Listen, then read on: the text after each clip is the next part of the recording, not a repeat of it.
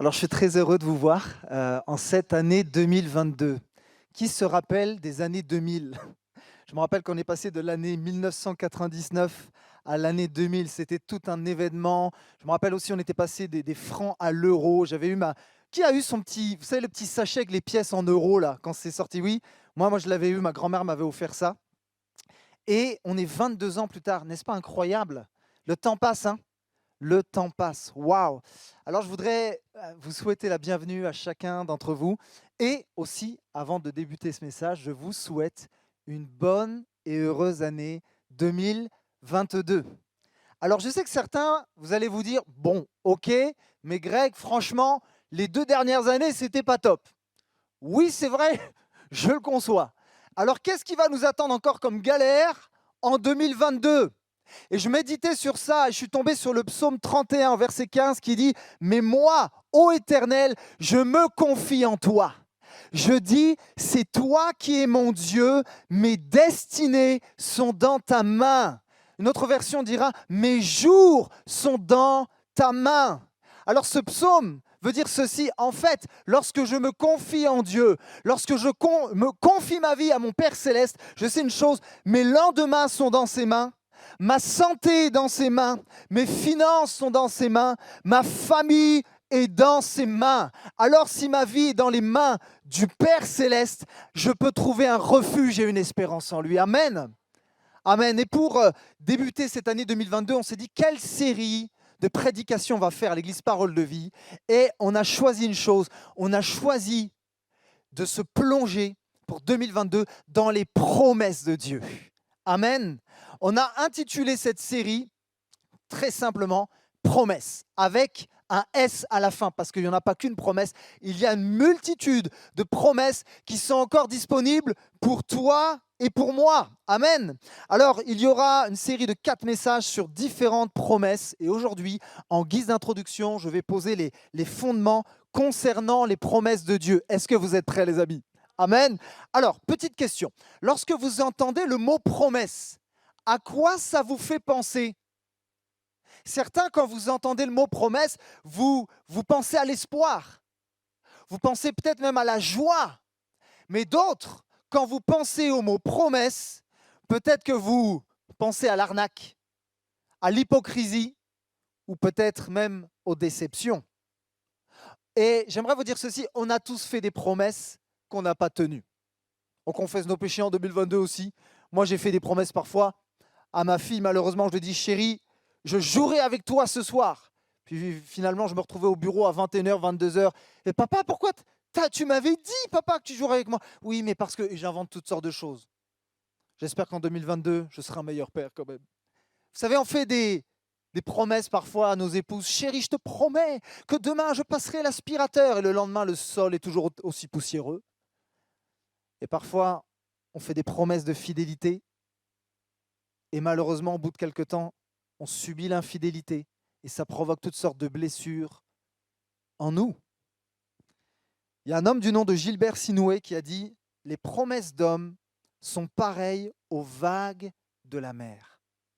Elles meurent aussi vite qu'elles naissent. » Est-ce que vous avez été déçus par des gens qui vous ont fait des promesses? J'aimerais vous dire ceci. Votre Papa céleste, Dieu, j'ai une bonne nouvelle. En 2022, continuera d'être fidèle à ses promesses. En fait, Dieu est digne de confiance. Et j'aimerais vous citer et déclarer ce texte, qu'on le saisisse, qu'on le serre dans nos cœurs, dans Ésaïe 55, 11, qui dit « Il en est de même pour ma parole ». Et il dira aussi « pour ma promesse ». Elle ne revient pas à moi sans avoir produit d'effet, sans avoir réalisé ce que je voulais, sans avoir atteint le but que je lui avais fixé. Les synonymes du mot promesse sont engagement, parole, serment. J'aimerais vous dire ceci, en 2022, Dieu, votre Père, continuera de s'engager envers vous. Alléluia, il s'engage à ce que sa promesse s'accomplisse pour vous. Il s'engage dans la parole qu'il vous communiquera, qu'il vous donnera. Il s'engage dans le serment qu'il fera parce que Dieu est un Dieu de serment et il tient ses promesses. Amen. Mais avant de dire Amen, Alléluia à toutes les promesses de la Bible, je pense qu'il nous faut une chose, et c'est l'objet de mon premier point. Il nous faut premièrement comprendre la promesse de Dieu, ou les promesses de Dieu. Vous savez combien il y a de promesses dans la Bible? Allez, au hasard. Oui? Vous avez un chiffre? Combien? 365? Une pour chaque jour, c'est ça? En fait, j'ai découvert qu'il y a plus de 7000 promesses dans la Bible. Imaginez? Plus de 7000 promesses. Maintenant, il y a une question à se poser. Est-ce que toutes ces promesses sont valables pour moi? C'est une vraie question. Parce que notre manière de comprendre la Bible va influencer plusieurs choses. Notre manière de comprendre la Bible va influencer notre théologie, va influencer nos paroles, mais aussi va influencer nos actes. Et je crois que lorsqu'on lit la parole de Dieu, il y a deux choses importantes, deux attitudes importantes à avoir. La première, et ça c'est de notre ressort, il nous faut étudier en profondeur la parole de Dieu. En d'autres mots, le dimanche matin ne suffira pas. Il faut, dans ta vie personnelle, ouvrir les Écritures et te plonger dans la parole de Dieu. Voyez-vous, quand tu étudies les promesses, et j'ai appris cela, en fait, tu apprends qu'il y a des promesses qui sont générales, c'est-à-dire des promesses qui sont pour chacun d'entre nous, mais s'il y a des promesses générales, il y a aussi des promesses qui sont spécifiques. Et on va commencer par la promesse générale. Une promesse générale est donnée par le Saint-Esprit à tous les croyants de tous les âges, sans limite de temps ni de destinataire. Alors, je vais vous donner un exemple, mais il y en a plein d'exemples de promesses générales dans la Bible. 1 Jean 1,9, c'est une promesse générale. Si nous reconnaissons nos péchés, il est fidèle et juste pour nous les pardonner et pour nous purifier de tout mal. Cette promesse n'est pas juste pour une personne dans un lieu ou dans un temps, mais elle est pour tous ceux qui placent leur foi et leur confiance en Jésus-Christ. Promesse générale. Maintenant, allons sur les promesses spécifiques. Une promesse spécifique, elle est faite à des personnes précises et à des occasions spécifiques. Voici un exemple, mais il y en a une multitude de promesses spécifiques. Elles se trouvent par exemple dans 1 Roi 9,5 et ça, c'est dédié à une personne dans un temps donné où Dieu dira « J'affermirai pour toujours ton autorité royale en Israël. » Imaginez quelqu'un qui prend ça pour argent comptant. « Seigneur, c'est une promesse, tu vas affermir mon autorité royale. » Deux choses. Déjà, Dieu parle à quelqu'un qui habite en Israël. Dommage, on est en France.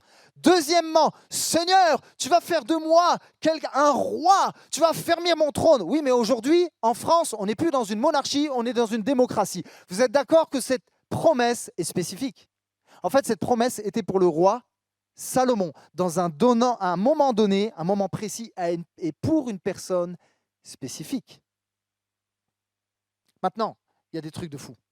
Il y a des gens qui ont cru que certaines promesses étaient générales et ils ont fait quelques boulettes. Il y a des pasteurs, des années de ça a apparu, je crois, dans le New York Times, en pleine réunion. Imaginez que je le fais. Est-ce que vous croyez dans les promesses de Dieu? Alors ils chauffent la foule. Oui, alléluia. Ils ont ramené des serpents à sonnettes sur l'estrade, dans un vivarium, et ils ont ramené du poison. Oui, parce que dans l'évangile de Marc, il est écrit « Oui, s'ils se font mordre par des serpents, il n'y aura rien du tout. Et s'ils boivent des breuvages mortels, il ne leur arrivera rien. Alléluia, la promesse est pour nous !» Et ils ont pris du poison, et ils ont mis les mains dans le vivarium, et ils se sont fait mordre par les serpents. Donc ça met quelques minutes avant d'agir. Puis après, ils se sont mis à boire les breuvages mortels. Que vous le croyez ou pas, New York Times, c'est des faits réels. Les 2 pasteurs sont décédés devant tout le monde. Seigneur, ta grâce.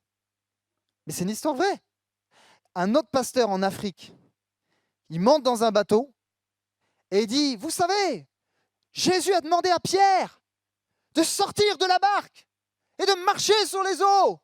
Eh bien, voyez-vous, c'est ce que je m'apprête à faire maintenant, parce que je crois dans les promesses de Dieu. Le problème, c'est qu'il ne savait pas nager. Il a mis les pieds en dehors de la barque et il est mort noyé. En fait, c'est fou comment une mauvaise compréhension de la parole de Dieu peut nous emmener dans des dérives. C'est fou comment quand une église, quand un enfant de Dieu n'étudie pas, ne creuse pas la parole de Dieu, comment il peut interpréter des choses qui peuvent lui faire du mal et faire du mal aux autres. Imagine les personnes, comment elles ont dû être perturbées dans leur foi. Waouh! Faisons attention quand même. Maintenant, deuxièmement, si on a besoin d'étudier la parole, en fait, l'étudier ne suffira pas. On a besoin d'une autre personne qui va nous aider, qui va nous éclairer. Cette personne, c'est le Saint-Esprit. Il faut demander au Saint-Esprit d'illuminer les yeux de nos cœurs. Un jour, Jésus se trouve avec ses disciples et il va leur poser cette question. Qui dites-vous que je suis? Et Pierre va donner la réponse en disant ceci. Tu es le Messie, le Fils du Dieu vivant. Alors Jésus va lui répondre, Simon, fils de Jean, tu es heureux. En effet, ce n'est pas une personne humaine qui t'a fait connaître cela, mais c'est mon Père qui est dans les cieux. En d'autres mots, ce que Jésus est en train de dire, tu n'aurais pas pu le comprendre, le capter par ta propre intelligence, par tes propres forces, par ton savoir, par ton intellect, par tes diplômes. Il fallait que mon Père te le révèle par le biais du Saint-Esprit. Dieu, vous savez, c'est important d'étudier la parole et c'est important d'être éclairé par le Saint-Esprit. Vous savez pourquoi? Parce que oui, Dieu donne des promesses. Mais vous savez quoi? Le diable aussi donne des promesses. Sauf que son but est bien différent de celui de Dieu. Le but du diable, vous savez c'est quoi? De t'amadouer. Vous savez ce que c'est la définition d'amadouer? Amadouer veut dire flatter quelqu'un pour l'apaiser ou pour obtenir ce que l'on désire. L'objectif du diable pour toi, pour 2022, c'est de t'embarquer dans des choses qui semblent spirituelles, mais qui finalement vont t'éloigner du cœur de Dieu. Le diable, on l'appelle le malin. Et ce qu'il va faire, c'est qu'il va prendre les promesses de Dieu, sauf qu'il va les détourner. Il va les déformer parce qu'il a un but derrière. Et ce but, c'est de t'éloigner de Dieu. Qu'est-ce qu'il a fait quand Jésus était au désert? Il est venu, il a pris la parole, il a utilisé la parole, sauf qu'il était en face de la parole faite chair, donc il était mal barré. Mais voyez-vous, il a quand même titillé Jésus. Moi, si j'étais à la place de Jésus, peut-être que j'aurais craqué et j'aurais changé les pierres en pain en disant, regarde, moi je suis un bonhomme, moi je suis le Dieu des miracles, regarde, ah, tu dis que je peux changer, mais oui je peux le changer, je peux le faire. Et Jésus ne s'est pas laissé avoir.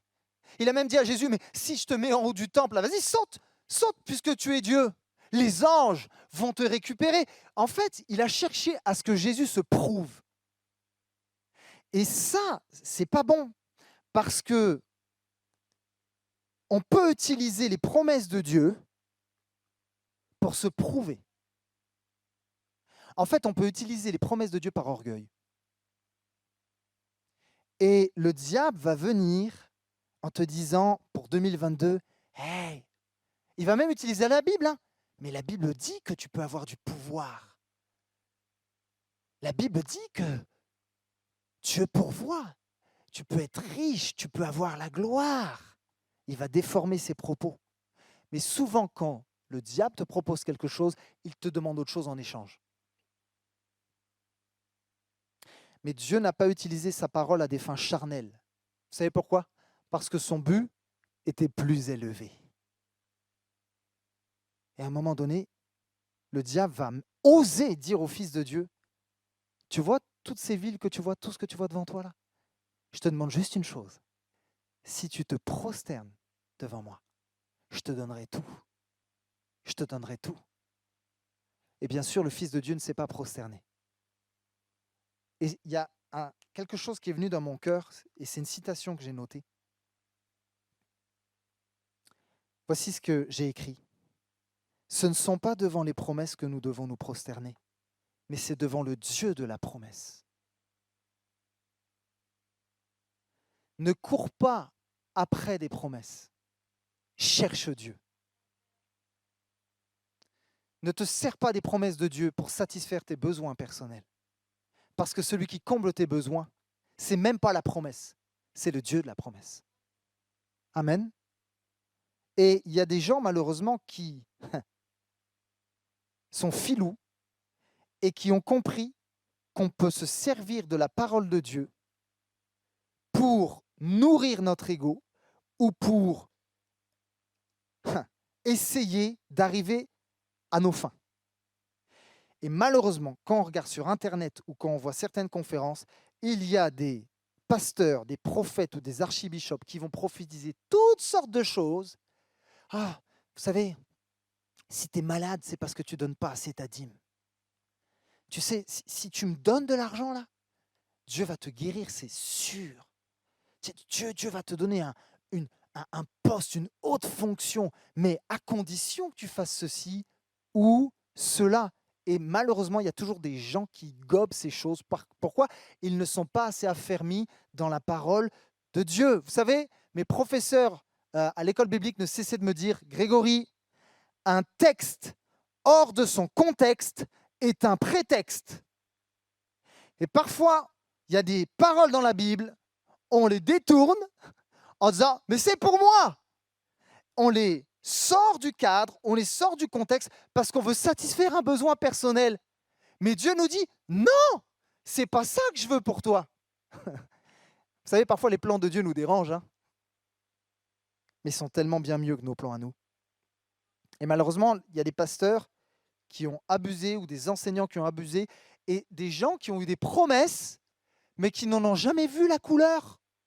Du coup, certains ont perdu la foi, ont tourné le dos à Dieu parce qu'ils se sont dit « mais on m'a promis ceci, on m'a promis cela, mais je ne l'ai jamais vu ».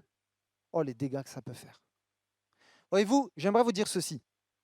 N'essayez pas de trouver des réponses en dehors de la Bible, même si vous ne comprenez pas. En fait, il y a un principe qui est tellement important. La Bible s'explique par la Bible. C'est-à-dire que tu ne peux pas prendre un texte isolé et en faire une généralité. Mais la Bible s'explique par la Bible. Amen. Et pour terminer ce premier point, j'aimerais vous dire ceci. Les promesses de Dieu ne sont pas faites pour servir nos intérêts personnels. Deuxièmement, les promesses de Dieu ne sont pas là pour satisfaire notre ego ou notre chair. Troisièmement, les promesses de Dieu ne servent pas à faire du chantage à Dieu en disant « Dieu, si en 2022, tu ne me donnes pas une Porsche cabriolet, alors je claque la porte. Dieu, tu vois que je suis célibataire, et si tu ne me donnes pas un mari, alors j'irai prendre mon collègue de travail qui n'est pas chrétien. » On ne peut pas faire du chantage à Dieu. Voyez-vous, il y a un principe. Dieu est lié par sa parole. Oui, mais il n'est pas lié par votre interprétation de sa parole. C'est différent. Et dernièrement, les promesses ne sont pas une formule magique. Je crois que les promesses de Dieu, elles ont un but. Et j'ai retiré deux choses. Le but de Dieu, c'est que ces promesses servent plutôt à nous soumettre à lui et à sa volonté. Et deuxièmement, les promesses de Dieu nous aident à lui faire confiance et à dépendre davantage de lui. Amen. Alors, avant de proclamer toutes les promesses, les 7000 promesses de la Bible pour moi, il faut comprendre les promesses.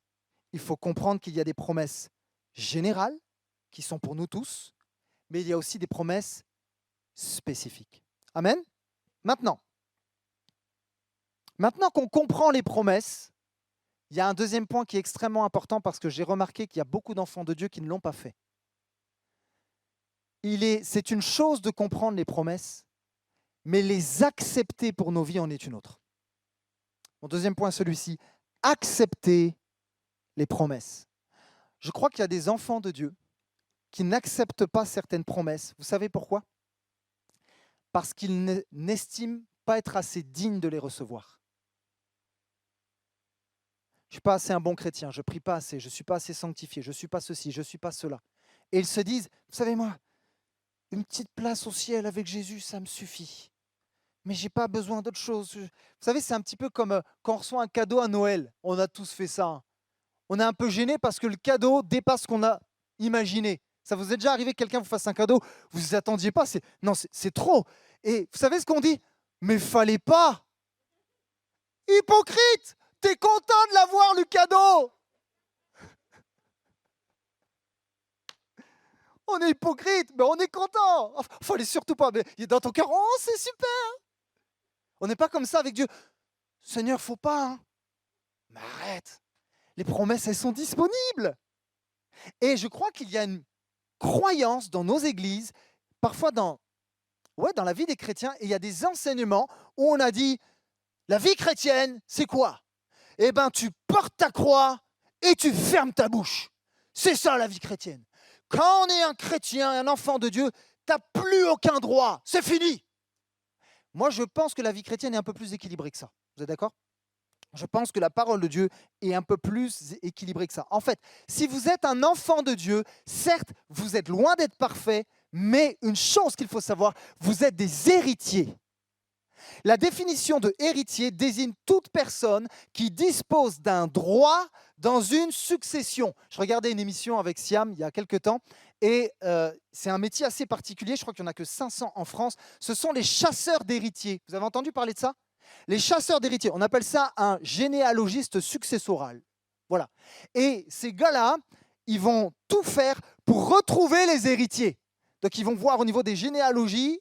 Mais vous savez, il y en a, ils veulent toucher un héritage, mais ils ne méritent pas l'héritage. Alors, ils vont avoir accès à toutes sortes de fraudes, ils vont faire une usurpation d'identité en disant non, non, moi, je mérite l'héritage. Et en fait, ce qui atteste le fait que tu es héritier, vous savez, c'est quoi? Un testament. Le testament prouve en fait que tu es en droit par le testateur, parce que le testateur a signé un testament, comme quoi, je ne sais pas, Gérard, Michael ou Ludivine, elle peut accéder en fait à cet héritage. Le testament précise et permet d'éliminer ceux qui ne répondent pas aux clauses prévues par le testateur. Suivez-moi bien, j'aimerais vous dire ceci, la Bible est un testament. La Bible est le testament de Dieu qui décrit avec précision qui peut obtenir l'héritage. Et j'aimerais vous dire ceci dans Romains 8, 17. Voici ce que la Bible dit. Si nous sommes enfants, nous sommes aussi héritiers.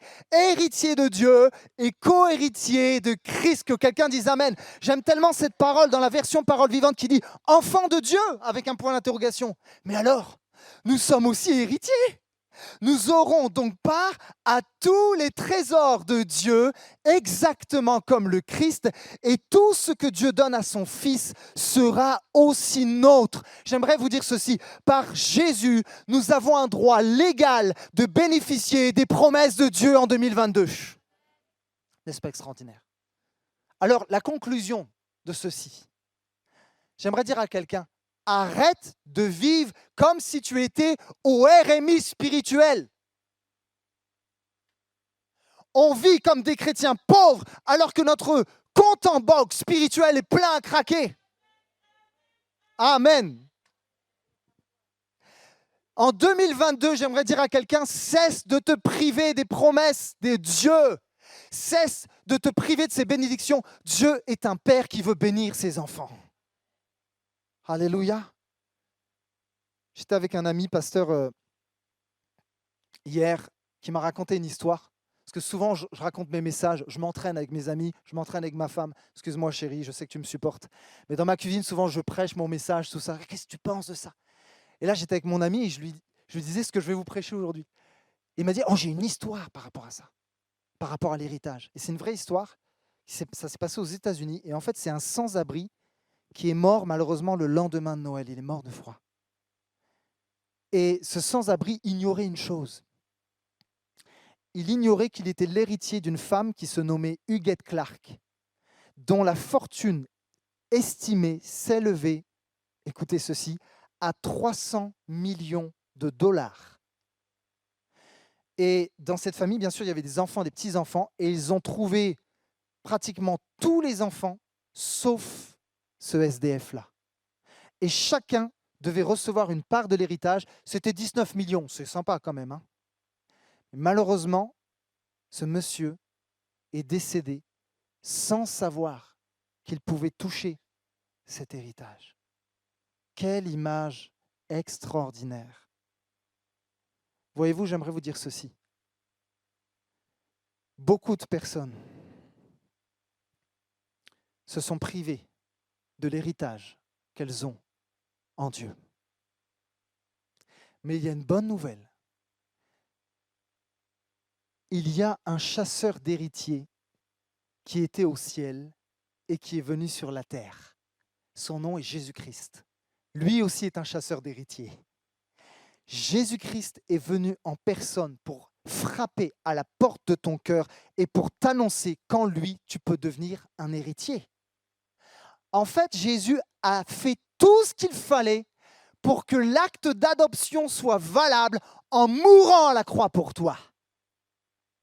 Et j'aime tellement ce texte dans 1 Jean 3,1 qui dit ceci. Dieu t'aime tellement. Voici ce que ce texte dit. Voyez à quel point le Père nous a aimés. Son amour est tel que nous sommes appelés enfants de Dieu. Et c'est ce que nous sommes réellement. Vous vous rappelez de ce chant? Voyez de quel amour le Père nous a aimés. Tous aimés, c'est ça. Voyez de quel amour le Père nous a tous. Vous connaissez la suite? On le chante? Il nous a appelés ses enfants. Il nous a appelés ses enfants. Amen. Amen. Le Père t'a tellement aimé qu'il a envoyé un chasseur d'héritiers, son Fils Jésus-Christ. Alléluia. Il est important, mes amis, de comprendre la promesse. Mais il est important d'accepter la promesse. J'aimerais te dire, pour 2022, la promesse est pour toi. Et je terminerai maintenant avec mon troisième point. Il nous faut pour 2022 s'emparer des promesses. J'aime ce prédicateur Charles Spurgeon. Spurgeon va dire ceci. Une promesse de Dieu peut être comparée à un chèque payable sur présentation. Elle est donnée aux croyants pour qu'ils en retirent une grâce, non pour qu'ils la lisent superficiellement, puis la mettent de côté. J'ai une question à vous poser. Vous avez déjà eu un chèque? Qu'est-ce qu'il faut faire quand on reçoit un chèque? À l'endo, qu'est-ce qu'il faut faire? Il faut signer le chèque. Si tu ne signes pas ton chèque, si tu ne le déposes pas, tu ne pourras pas bénéficier de la somme, on est d'accord? Combien parfois d'enfants de Dieu ont fait la même boulette? Dieu a un chèque qui met à ta disposition, sauf que tu as oublié une chose, tu as oublié de le signer. Tu as oublié de te l'approprier. Waouh! En fait, ce que Dieu veut nous dire, c'est que ça demande un investissement de notre part pour vivre les promesses. Parce que s'il y a des promesses inconditionnelles qui ne nécessitent pas d'effort, il y a aussi des promesses conditionnelles. Pourquoi elles sont conditionnelles? Je vais vous dire pourquoi. Parce que Dieu est un père. Un père, c'est quoi? Un père, c'est quelqu'un qui est un pédagogue et qui veut apprendre à ses enfants à grandir. Son but est de nous responsabiliser et non pas de nous assister. Voilà pourquoi il n'y a pas que des promesses inconditionnelles, mais qu'il y a aussi des promesses conditionnelles. Et Spurgeon dira plus loin, lorsque Dieu fait une promesse inconditionnelle, il suffit de l'attendre. Mais lorsqu'il fait une promesse conditionnelle, on a un rôle à jouer dans son accomplissement. Il faut donc parfois faire preuve d'initiative. Il y a un pasteur un jour qui a fait un message, et le titre de son message était très étonnant. Je n'avais jamais entendu un titre pareil. Vous savez, on demande souvent à Dieu d'exaucer nos prières, et c'est biblique. Mais le titre de son message, lui, c'était pas ça. Son message était « Exauce ta prière ». Ça veut dire quoi ça? Ça veut dire qu'il y a des moments dans nos vies où Dieu nous dit « Non, non, non, non, non. Ce n'est pas à moi de bouger cette fois-ci, mais c'est à toi de te responsabiliser. » Parce que Dieu n'est pas le génie de la lampe magique. Tu frottes, tu fais un vœu et tout de suite ça vient sur un plateau. Dieu est un pédagogue, Dieu est un professeur qui nous demande aussi de nous bouger un peu. Et oui. Maintenant, allons plus loin. Il y a des exemples bibliques dans la Bible de promesses conditionnelles. Je ne vais pas en citer 50, je vais en citer une. Promesse conditionnelle dans Matthieu 6, 33. Voici la condition. Cherchez premièrement le royaume et la justice de Dieu. Il y a un verbe. Chercher. Chercher nécessite de se lever, de décroiser les mains et d'y aller et d'en vouloir. Cherchez. Ça, c'est la condition. Voici la promesse. Et toutes ces choses vous seront données par-dessus. Il y en a qui veulent la promesse, mais ils ne veulent pas les conditions. Ben, c'est trop facile. Et je pense qu'il y a trop d'enfants de Dieu qui se privent des promesses parce qu'ils veulent juste les promesses, mais ils ont dit non, les conditions, c'est bon quoi. Ça a 2 minutes. Je fais quand même l'effort d'aller à l'église le dimanche matin. Seigneur, en plus j'utilise mon essence, je me lève le matin, je fais déjà bien quoi. Et je suis un bon chrétien. Excusez-moi, ça pique un peu petit, mais je me parle à moi aussi. Hein. Pour 2022, je pense que Dieu veut élever un petit peu plus le niveau. Et je ne parle pas de la théologie des œuvres. Je parle d'un cœur qui a soif de Dieu. Je parle d'un cœur qui cherche Dieu plus que ses intérêts à lui. Cherchez premièrement le royaume et la justice de Dieu et toutes ces choses vous seront données par-dessus. Promesse conditionnelle. Maintenant, quelqu'un dit ceci. Parfois, la faute en est pas à la promesse, mais à ceux qui n'en usent pas de manière pratique et personnelle. Alors j'ai une question pour toi pour 2022. As-tu signé ton chèque? Waouh! J'ai bientôt terminé. J'irai plus loin même. Je sais que ça va être inconfortable ce que je vais dire, mais je vais le dire. Pour vivre les promesses de Dieu, on a premièrement besoin effectivement de passer à l'action, c'est-à-dire de prendre des initiatives parce que ce n'est pas quelqu'un qui le fera pour toi et parfois ce n'est même pas Dieu qui le fera pour toi. En fait, Dieu te dit, moi je fais ma part, mais toi aussi fais ta part. Mais parfois, il y a des promesses, si on veut les vivre, ça nécessite de prendre des risques. Je m'explique. Croyez-vous que quand Dieu a fait une promesse aux prophètes, à Moïse, à Abraham, je ferai de toi le père d'une multitude, croyez-vous que ça a été simple toujours? Croyez-vous que ça n'a jamais demandé de risque? Croyez-vous que quand Dieu a parlé à Moïse pour Josué, parce qu'il devait prendre la suite, croyez-vous que obtenir Canaan se fait en sifflotant avec une petite bière? Non! Et j'aimerais vous dire ceci. Il est possible que Dieu en 2022 te demande certaines choses qui ne semblent pas rationnelles, qui ne sembleront pas raisonnables aux yeux des hommes. Et je reprends ce texte avec Josué qui va partir à la conquête du pays promis. Voici ce qui se passe. On est dans Deutéronome 31, 7. Moïse appela Josué et lui dit en présence de tout Israël, « Fortifie-toi et prends courage, car c'est toi qui vas entrer avec ce peuple dans le pays que l'Éternel a juré à leur père de leur donner, et c'est toi qui leur en assureras l'héritage. » C'est-à-dire, c'est toi qui prendras l'initiative, c'est toi qui prendras aussi des risques. Et ce texte m'a interpellé pour notre Église, pour l'Église. En fait, je crois qu'une Église ne pourra pas vivre les promesses de Dieu si elle se contente de rester assis dans le désert. Il faut que tu te lèves et il faut qu'on aille combattre certains géants. Il faut prendre l'épée, qui est la parole de Dieu, et aller au combat. Il nous faut pour 2022, en tant qu'Église, je parle à l'Église Parole de Vie, mais je parle à toi aussi qui est peut-être devant ton écran. Il faut que tu aies une ferme résolution.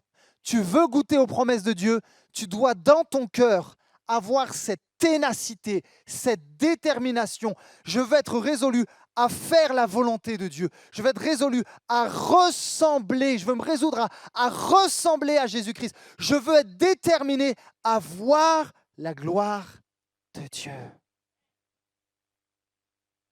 Alors oui, parfois, ça sera à toi d'exaucer ta prière. Mais quand même, il y a aussi des prières que Dieu veut exaucer. Alors que j'appelle l'équipe de louanges à s'approcher, j'ai terminé. J'aimerais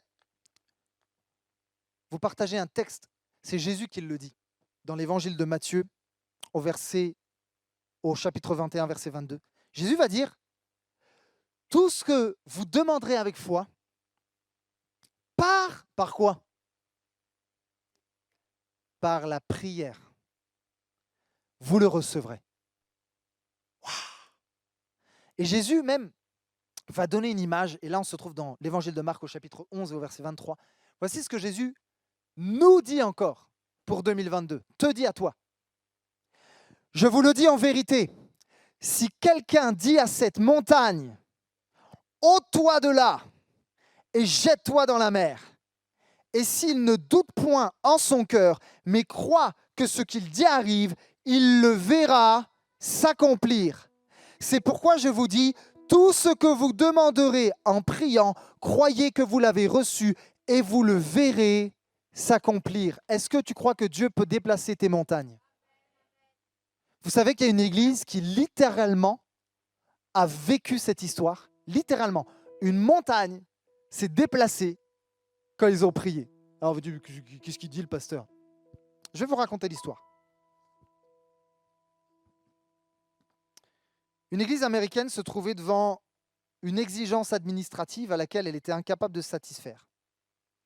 Et voici cette exigence, ôter la colline de terre qui se trouvait derrière le bâtiment qu'ils venaient de construire pour y mettre un parking suffisant pour toutes les voitures des assistants au culte.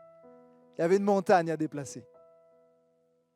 Et le dimanche matin, le pasteur a invité tous ceux qui croyaient que la foi pouvait déplacer des montagnes. Ça, c'était du concret. Alors, ils sont venus à la réunion de prière de la semaine. Et ils ont effectivement prié en s'appuyant sur cette promesse de Marc 11, 23, en demandant à Dieu d'intervenir. Et dès le lendemain matin, le pasteur a reçu un appel téléphonique d'une société qui cherchait de la terre pour combler un marais. Or, les prélèvements qu'ils avaient faits dans la colline derrière l'église avaient montré que cette terre avait exactement les caractéristiques requises pour le travail envisagé. Écoutez ceci, non seulement la colline fut enlevée gratuitement par les bulldozers de la société, mais celle-ci paya encore la terre enlevée. J'aimerais vous dire ceci, la foi déplace les montagnes. Il y a quelqu'un, alors que tu entends cette histoire, tu te dis, c'est bien joli pour les autres, mais ça fait tellement d'années que je prie et je tombe dans les mêmes travers. J'ai l'impression que je n'arrive pas à m'en sortir. Et je ne vois pas ma montagne être jetée dans la mer. Je ne la vois pas, cette montagne. Vous savez, le texte que j'ai cité dans Isaïe, en fait, ce texte dit que quand Dieu nous fait des promesses, il y a un but derrière, afin que cette promesse atteigne son but. Mais là, vous êtes dans une saison de votre vie où vous dites, franchement, le but de Dieu, je ne le comprends pas pour ma vie. Le but de Dieu, là, je ne le comprends vraiment pas. Vous savez, des fois, ce qui nous perturbe, c'est qu'on envisage des scénarios qui sont tout faits dans nos têtes. Sauf que le scénario que tu avais envisagé ne se passe pas du tout comme tu avais prévu. Ça vous est déjà arrivé, ça? De te faire des plans sur la comète? Ça va se passer comme ça, comme ça, comme ça. Et tout est chamboulé. Tu te dis peut-être, j'avais pas prévu dans mon plan d'être licencié cette année. J'avais pas prévu de vivre un divorce. J'avais pas prévu de rester célibataire aussi longtemps. Et j'avais pas prévu d'être incompris, même par les gens les plus proches dans ma famille. Et tout ça engendre le doute, l'incompréhension et peut-être même de la colère en toi. Vous connaissez John Bunyan, ce pasteur qui a écrit Le voyage du pèlerin. Vous vous rappelez? Et c'est magnifique ce livre, peut-être que vous l'avez vu même en dessin animé ou en film. Mais il y a quelqu'un qui s'appelle Chrétien. Et cette histoire, c'est une allégorie qui raconte la vie d'un chrétien, le parcours d'un chrétien, mais aussi les épreuves par lesquelles il peut passer. Et à un moment donné, Chrétien marche. Et ce qui se passe, c'est que il va être attrapé par un géant et on va le jeter dans un cachot, dans un château. Vous savez comment s'appelle ce château? C'est le château du doute. Et un géant dans ce château, qui est le maître du château, va faire du mal à Chrétien. Il va le secouer, il va le brimer, il va même le torturer. Et ce géant s'appelle Désespoir. Et il ne cesse de le battre cruellement. Mais à un moment donné, Chrétien va trouver une clé pour sortir du château. Vous savez comment s'appelle cette clé? Promesse. Bien sûr qu'elle s'obtient par la foi. Il y a une clé pour toi, pour 2022. C'est la clé de la promesse. J'aimerais te dire, ta montagne n'est pas jetée dans la mer. Saisis la clé. Comprends les promesses. Accepte la promesse. Et empare-toi de la promesse. Alléluia. Alors voici ma prière pour notre Église en 2022. Que nous saisissions les promesses de Dieu en les réclamant. Je terminerai avec ce verset dans le psaume 37, 5. Recommande ton sort à l'Éternel, mets en lui ta confiance et il agira.